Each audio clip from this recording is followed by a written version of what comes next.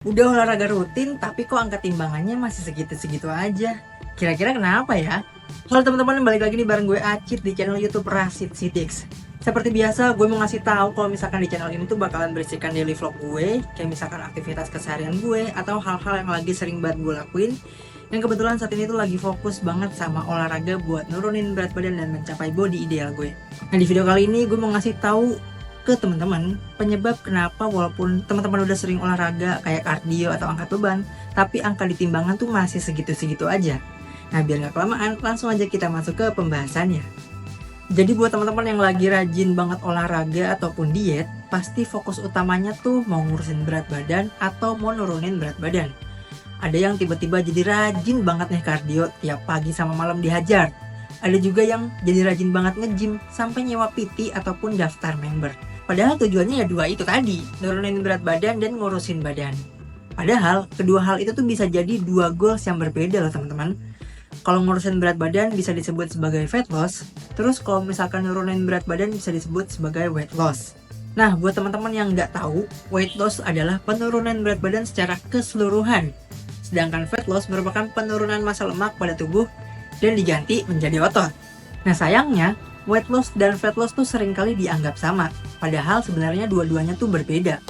Weight loss merujuk pada penurunan berat badan secara keseluruhan yang bisa ngeliputin kehilangan lemak, kehilangan otot, atau bahkan kehilangan cairan tubuh.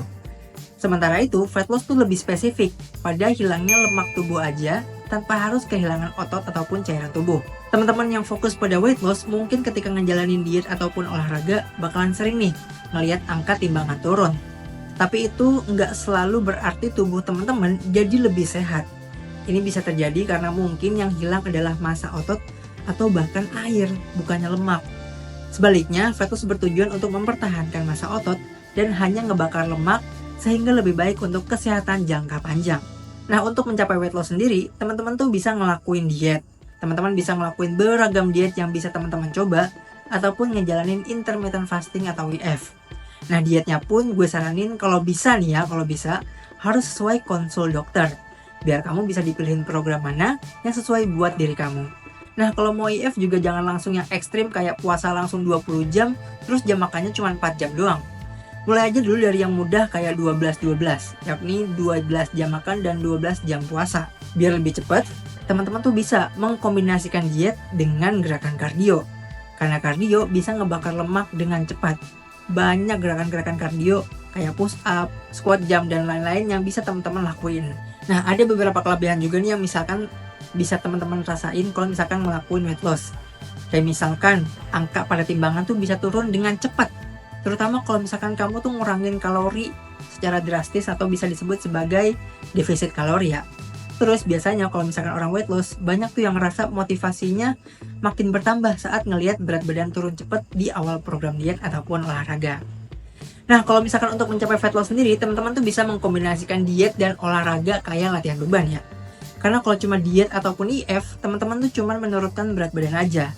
Tapi latihan beban membantu mempertahankan otot sehingga yang hilang cuma lemak. Nah, kelebihannya dari program fat loss ini, komposisi tubuh teman-teman jadi lebih baik. Karena fat loss mempertahankan massa otot dan hanya mengurangi lemak yang ngebuat tubuh lebih bugar dan proporsional. Nah, metabolisme teman-teman juga tetap tinggi karena otot dipertahankan. Metabolisme tetap optimal dan ngebantu ngebakar lebih banyak kalori bahkan saat istirahat.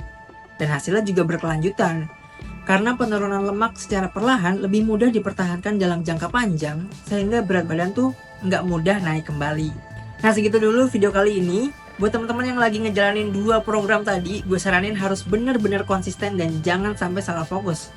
Maksudnya salah fokus tuh yang mau fat loss, jangan sampai terlalu fokus sama angka timbangan, padahal badannya nih ternyata udah ada perubahan. Ya pokoknya kayak gitulah ya. Seperti biasa, kalau misalkan teman-teman suka sama video ini, jangan lupa di like dan subscribe channel gue. Plus jangan lupa juga buat ngasih support ke gue ataupun teman-teman lain nih yang lagi berusaha buat mau mulai olahraga ataupun mungkin lagi ada program buat nurunin berat badan dengan menuliskannya di kolom komentar ya. Sekali lagi gue ingetin buat teman-teman bisa sharing progres ataupun pencapaian teman-teman, karena siapa tahu bisa jadi motivasi buat yang lain.